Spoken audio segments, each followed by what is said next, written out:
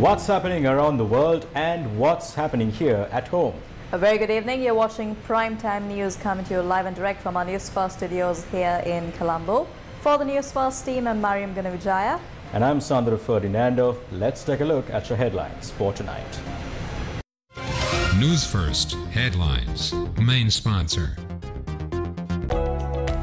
Durden's Hospital, dedicated to you.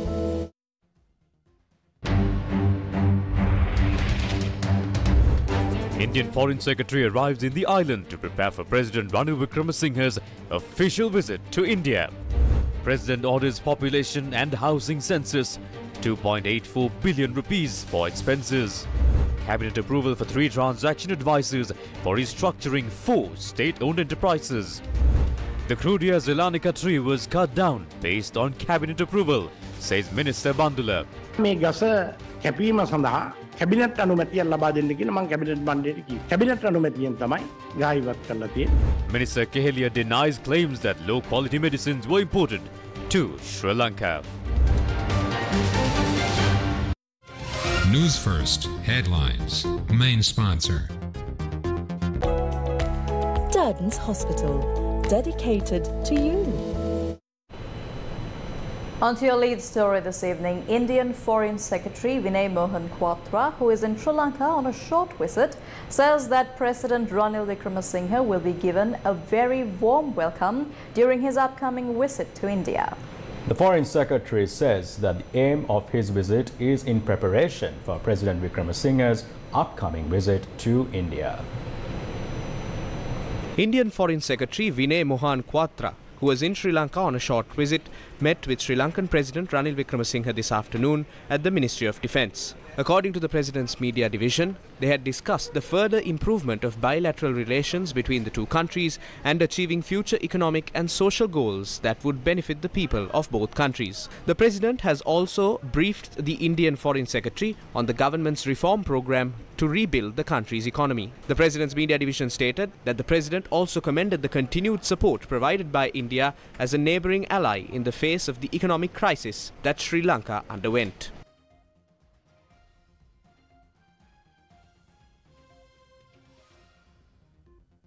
Meanwhile, the Indian High Commission in Sri Lanka also issued a statement this afternoon. It stated that the Foreign Secretary emphasized that the President has cooperated with India in the past 14 to 16 months regarding various challenges faced by Sri Lanka. The Foreign Secretary has stated that due to this, the President's visit to India will be very successful in terms of relations between the two nations. Earlier in the day, Vinay Mohan Kwatra met with the Minister of Foreign Affairs Ali Sabri and Foreign Secretary Aruni Vijayawardena. Meanwhile, Minister Sabri told Reuters that during President Wickremesinghe's visit to India, discussions will be held regarding Indo-Sri Lankan power and port projects. He had further stated that attention will be focused on the joint power program between the two countries and the renewable energy projects in the northern part of the island. The Hindu had previously reported that President Wickremesinghe is scheduled to commence his visit to India on the 21st of July. Sri Lanka will now focus on grid connectivity between Sri Lanka and India, port development and renewable energy projects, largely in the northern part of the island. Reuters reports that Sri Lanka is likely to discuss energy, power and port projects during a presidential visit to New Delhi next week as India tries to push forward stalled initiatives with its crisis-hit neighbour. President Ranil Wickremesinghe visits India from the 21st of July for an official 2-day visit. Reuters reported that India's support was critical for Sri Lanka last year after it almost ran out of dollars and sank into a financial crisis that left it struggle to fund essential imports, including fuel and medicine. Foreign Minister Ali Sabri told reporters that Sri Lanka will now focus on grid connectivity between the two countries, port development and renewable energy projects, largely in the northern part of the island, when President Ranil Wickremesinghe visits India on the 21st of July. Ali Sabri was quoted as saying by foreign media, quote, Trincomalee Energy Hub development, port development, possible refinery. We are discussing these with India, unquote. 3 companies have received approval of the cabinet to act as transaction consultants for the restructuring of 4 state-owned enterprises. Accordingly, Deloitte India was granted approval to act as the transaction consultant for Cargale Holdings Private Limited and Litro Gas. Cargale Holdings is the government-owned holding company from which public funds were invested for the Hyatt building in Kollupitia that has been idling due to legal issues. Alvarez and Marshall of the United States was appointed as the transaction consultant of Sri Lanka Insurance Corporation Limited. Meanwhile, Colliers Singapore was appointed as the transaction consultant of hotel developers Lanka Limited. The country needs the assistance of people with an international level of experience who will be the requirements for privatization, restructuring or joint venture of these state-owned enterprises. The government has taken a policy decision to restructure selected state-owned enterprises. According to that decision, to carry out this procedure, 8 institutions have been assigned to the Ministry of Finance. Meanwhile, cabinet approval has also been granted yesterday to restructure Satosa. Considering the facts that the hopes of establishing Satosa have failed and that it does not sufficiently contribute to the development of the country's economy, it was decided to restructure Lanka Satosa Limited as well. Accordingly, approval was granted for the cabinet paper that was presented to appoint an operational and supervisory committee for the restructuring of the Wholesale Trade Corporation.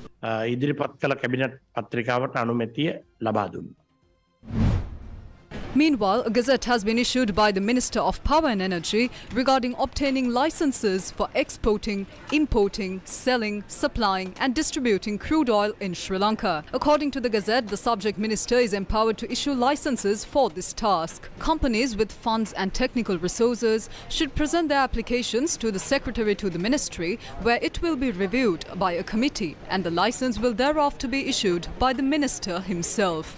The gazette states that the applying company should be registered in Sri Lanka. According to the gazette, the license can be issued for 20 years with an annual fee of $2 million. The Chinese company Sinopec and American company RM Parks are under contract to enter the crude oil market in Sri Lanka, while agreements are to be signed with the Australia-based supplier United Petroleum. Sinopec has registered an entity in Sri Lanka under the name Sinopec Sri Lanka.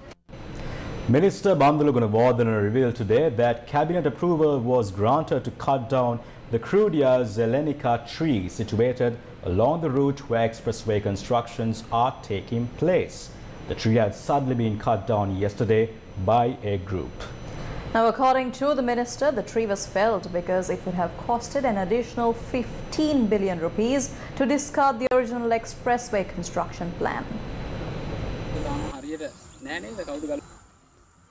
Following the felling of the Cruciazelanka tree situated in Indaralua, Gampaha last evening, a group of Chinese nationals had arrived at the location today to remove the remaining parts of the tree.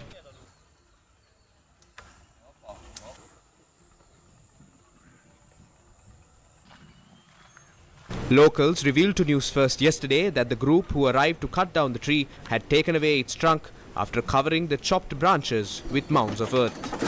The Chinese nationals who visited the location today had removed the branches from the area. When our correspondent inquired on the matter from the group, they responded in the following manner using a language translator app.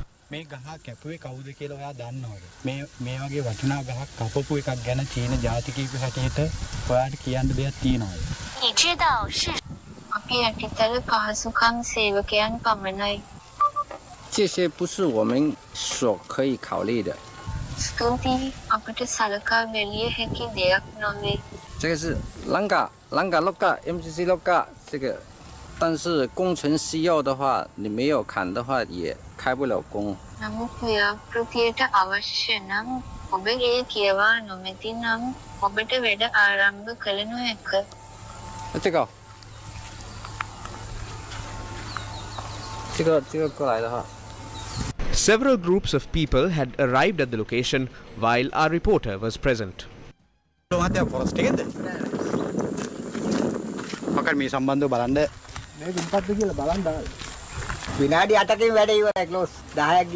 job was done in 8 minutes. There was another component on the dozer. It managed to uproot the tree instantly. A person came here in a white-colored luxury vehicle. He unloaded the dozer from the carrier and took it there. It wasn't a small dozer either. It was a state-of-the-art machine. It used another component to cut the tree, extracted the entire trunk including its roots and left. The branches were thrown into a ditch and covered up. There were 3 Chinese nationals. They were taking photographs. According to my understanding, it was a politician. In 2006, the IUCN Red List had declared Cruciazelanka as extinct. However, in 2021, the Red List reclassified the plant species as critically endangered after several Cruciazelanka plants were discovered from Sri Lanka. Previous attempts to cut down the Cruciazelanka tree in question were thwarted following heavy resistance against the decision. The tree was situated in Indaralua on a plot of land to be cleared for the construction of the Kadawatha Mirigama portion of the Colombo Kandy Expressway. Although various recommendations were made to conserve the tree, it had been cut down suddenly yesterday, disregarding any such recommendations. More on this story will come a little later, but continuing in other local news, the government is making preparations to carry out a nationwide census at the cost of 2.84 billion rupees. The order issued by the President was announced via an extraordinary Gazette notification yesterday. The Director General of the Department of Census and Statistics, Anura Kumara, says that the census will be conducted under 3 categories, namely housing units, group dwellings and non-residential areas. Basic information will be obtained and a sticker will be pasted at each relevant locations to show that it has been counted. The support of officials of the district and divisional secretary offices will be obtained for the listing activities, and the support of Gramaniladari officers will also be obtained. Journalists inquired from the cabinet spokesperson in this regard at the press briefing held to announce cabinet decisions. The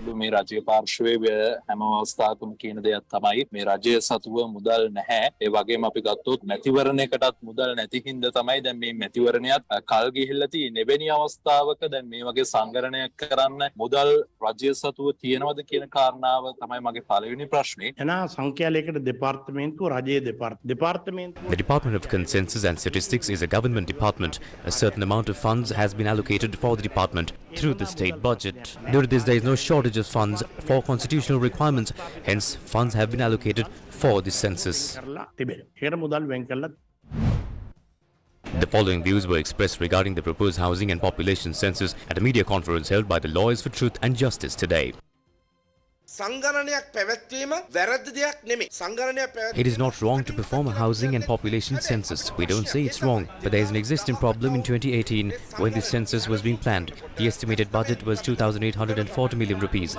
Now we know that with the value of the rupee and inflation, we can roughly estimate that 2,840 million rupees to 3 billion rupees in 2023-2024. If we are planning to work accordingly, we would have to spend thrice as much, which is about 9 billion for the housing and population census. We saw that only 10 billion rupees is needed to hold an election.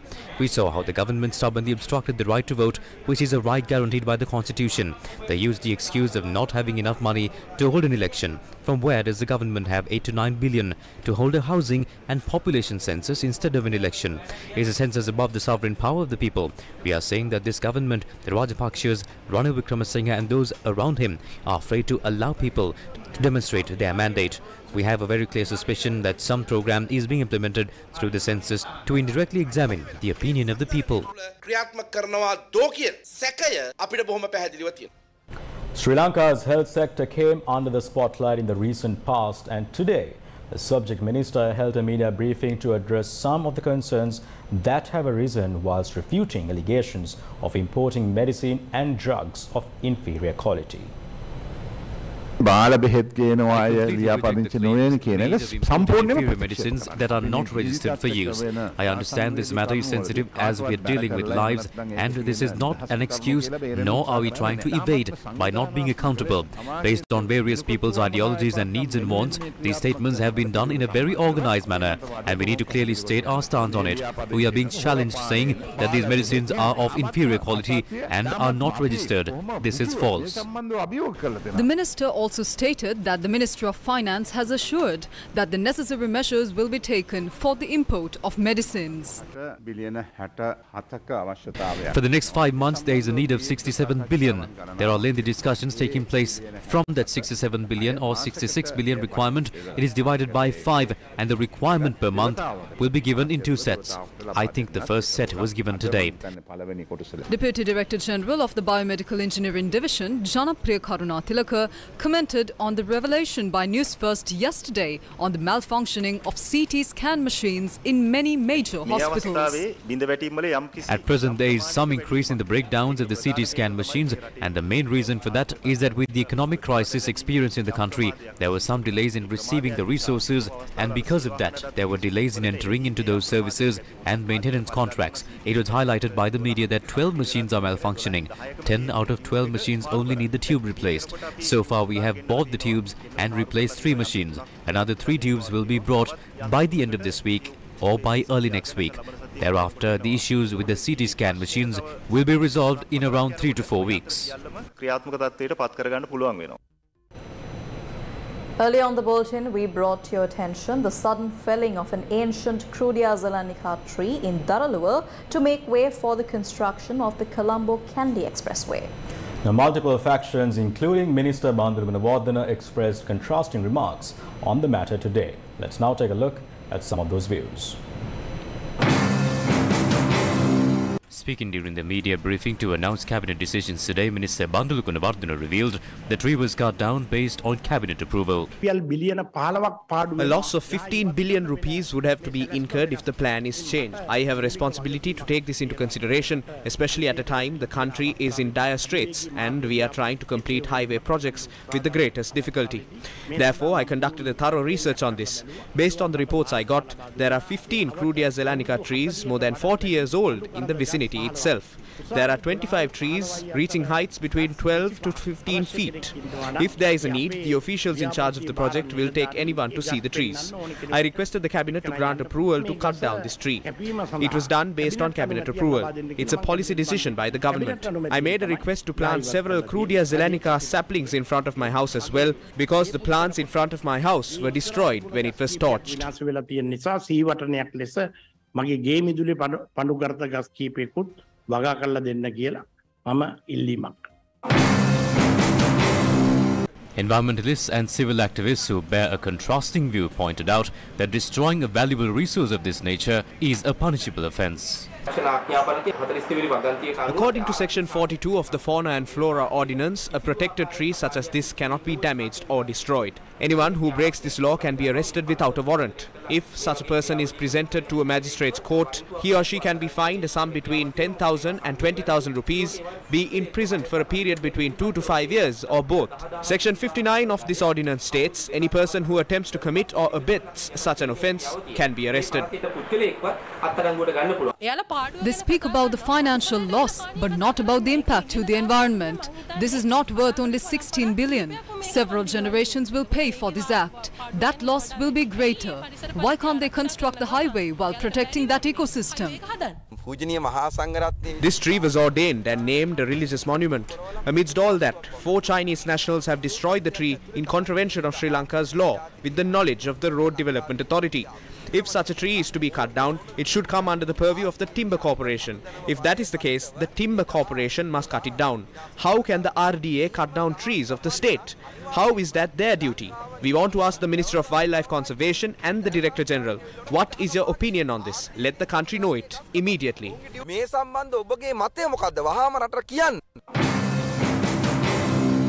This was what the Road Development Authority had to say. It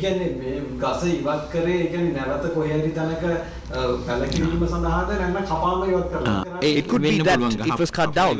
What we were told by the project was that it was chopped down and removed. The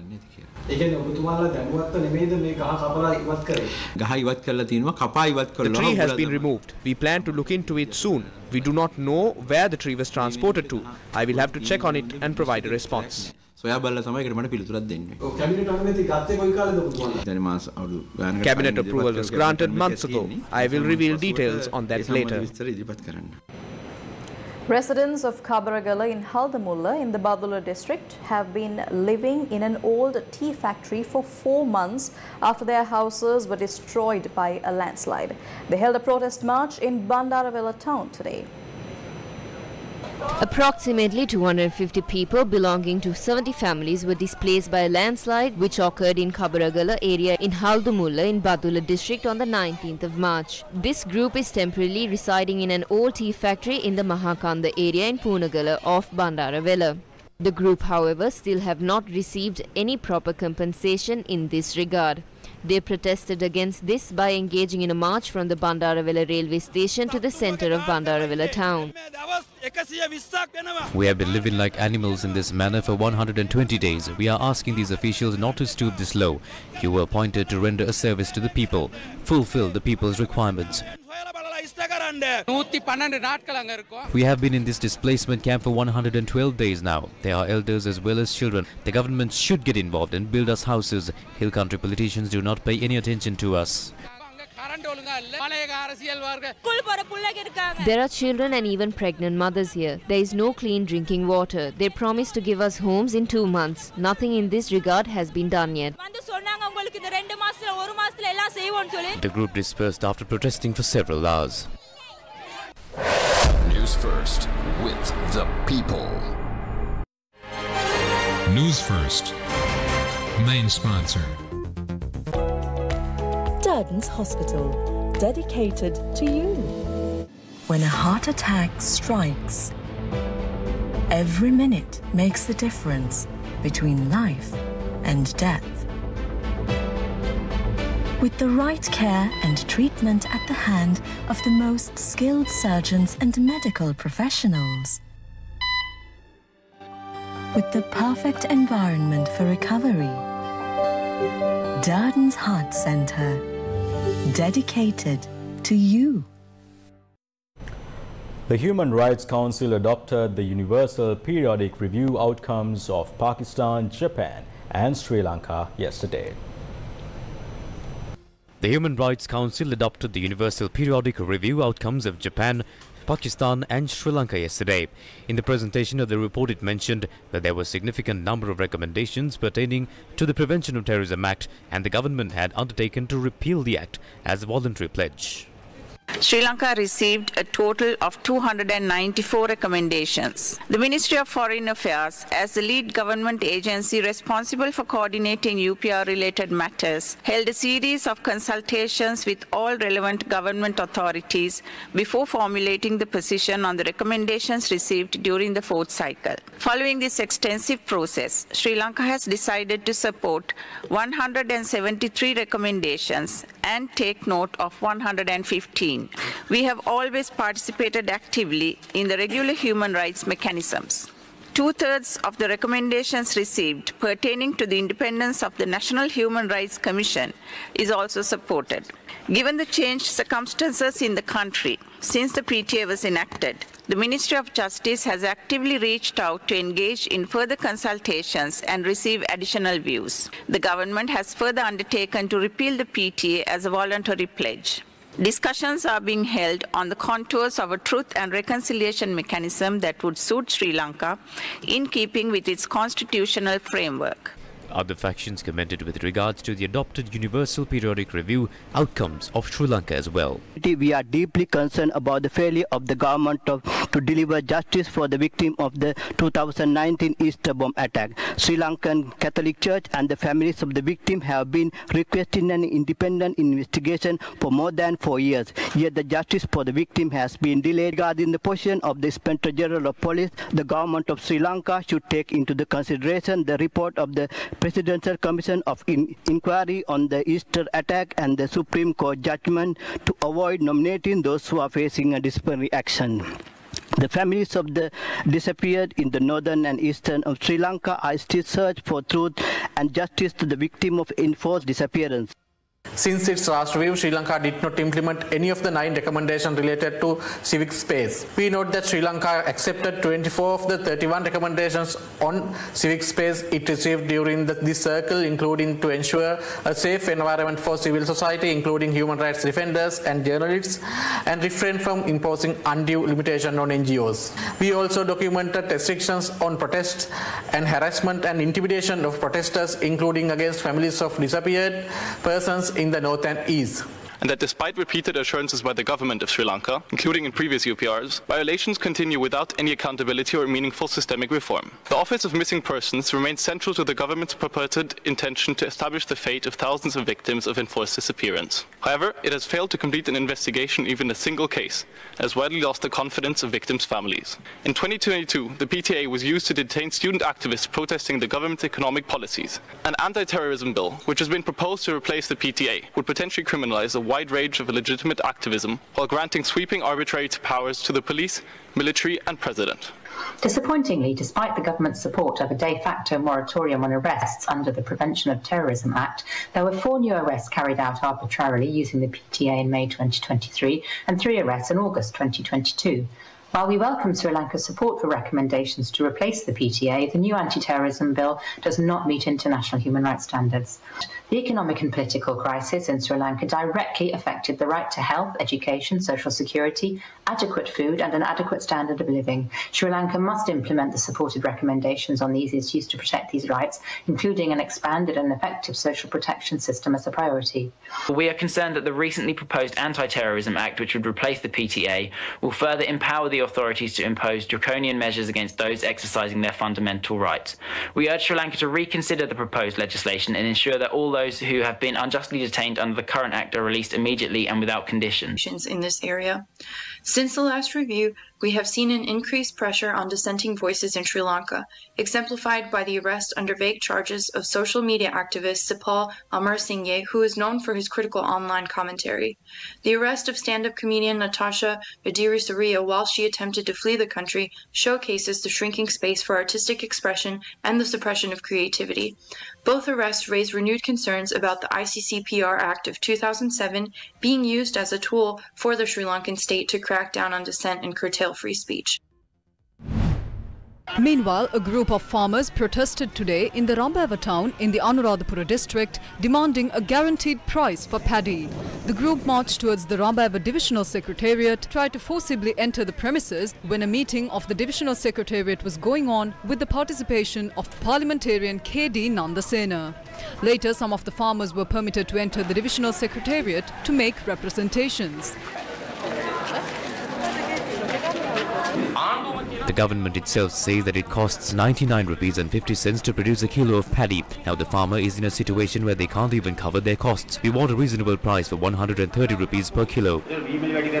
You and I cannot decide on increasing the paddy prices. Considering the price of rice and the opinions of the farmers, the government has made a request to increase the price. We believe that there will be some price increase.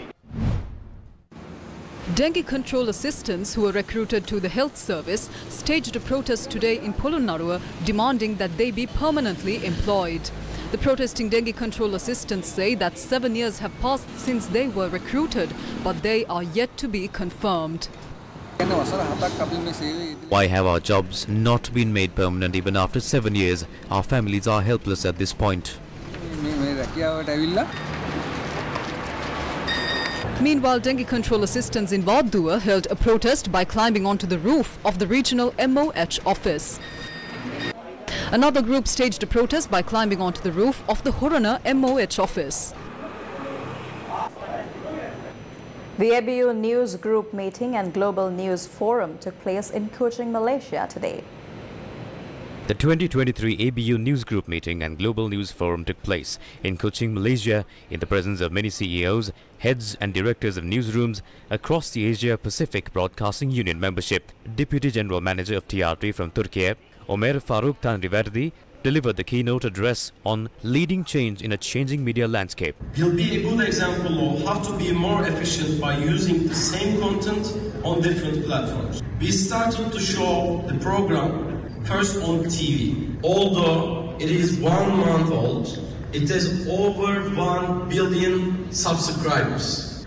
The other part of TRT's move toward digitalization is the creation of TRT Metaverse. Group Director of the Capital Maharaja Group, Shivan Daniel, delivered a special address to the 2023 ABU News Group meeting and Global News Forum on Gammetta, how an ancient Sri Lankan philosophy changed a newsroom and reawakened a nation. But we got tired of reporting on an increasingly worsening state of poverty in the Sri Lankan village. And News First decided to do something about it. And voila, the birth of Gammantha. It was founded by a thought that occurred to our late chairman, Mr. Raj Mahendra. What he challenged the newsroom to do was to go to the people and listen to what they have to say. And when we did that, what we learned from the people was incredible. Gammantha is founded on a philosophy, and that philosophy is very important.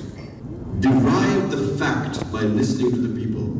Understand the truth out of the fact, and then act on the truth.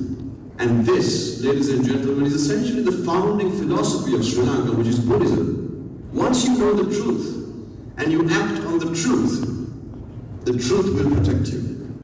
Dr. Andrew Prowl, Assistant Professor at the Wee Kim Wee School of Communication and Information at Nanyang Technological University in Singapore, among other experts, shared their expertise and experiences with Director of News at the Asia Pacific Broadcasting Union, Deborah Steele. Ishan Kukreti, environmental journalist and researcher, spoke on the ethics of AI. Prasad Kaushalya, Head of English and Foreign News at SLRC Sri Lanka, also attended the event. The ABU News Group meeting and Global News Forum 2023 was attended by a wide range of personnel in fields of journalism, media and technology. In the meantime, Sri Lanka Rupavahini Corporation won the award for Best Reporting by a Small Newsroom at the 2023 Asia Vision Awards in Malaysia. The Asia Vision Awards is being held during the ABU News Group meeting and the 2023 Global News Forum.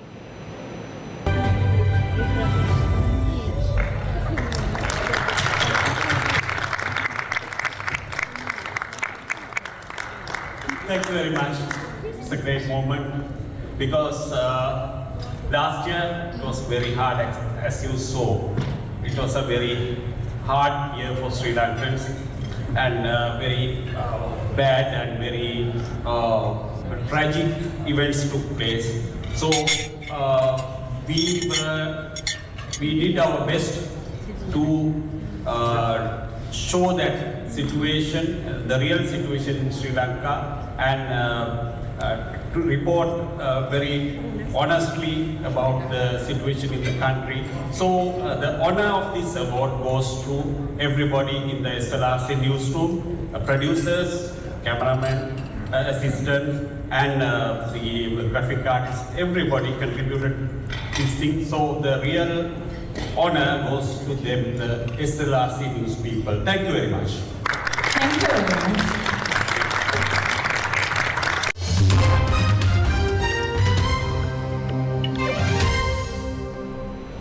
And in your international developments, Thailand's Prime Minister Prayut Chan-o-cha announced his retirement from politics today, 9 years after he took power in a military coup, although he promised at the time to stay in charge only temporarily.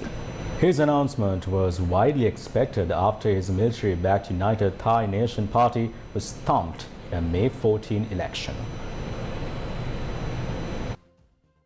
Thailand's Prime Minister Prayut Chan-o-cha, who was Thailand's army chief from 2010 and also a staunch royalist, seized power in a military coup in 2014 and headed a junta since then.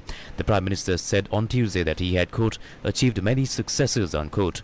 In the 9 years that he has been in power, the Prime Minister has survived multiple challenges via court cases, House confidence votes and street protests by his opponents. The new parliament now prepares to convene on Thursday to hold a vote on who will be the next Prime Minister.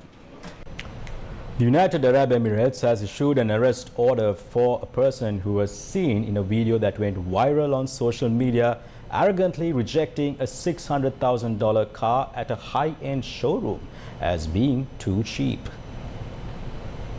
The state-run news agency WAM stated that the video insults and mocks Emirati society, generating negative public opinion. In the viral video, an Asian man wearing Emirati attire is seen accompanied by individuals carrying substantial amounts of money, attempting to purchase a $545,000 car, as well as other expensive vehicles. The UAE's Federal Prosecution for Combating Rumors and Cybercrimes has ordered the man's detention. He has been accused of misusing the internet to spread provocative propaganda that stirs up public sentiment and harms the public interest. Additionally, he faces charges of posting content that violates media standards and insults Emirati society. Speaking English with a Gulf Arab accent, the individual in question asks for the highest price car and then rejects it, saying that as nearly as $600,000 is not expensive enough. The Federal Bureau of Investigation of the UAE Attorney General's office has stated that it observed a social media video featuring the defendant dressed in Emirati clothing inside a luxury car showroom, accompanied by two individuals carrying large sums of money. In the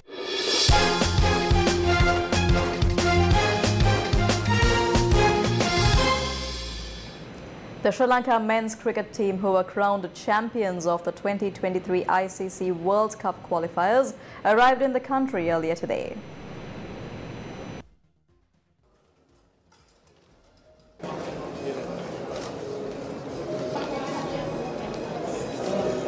The Lions ended the tournament with an unblemished record, winning all their games and securing qualification for the ICC World Cup in India later this year as the top team of the lot. Sri Lanka will face Pakistan at home next in a two-match test series starting on the 16th of July.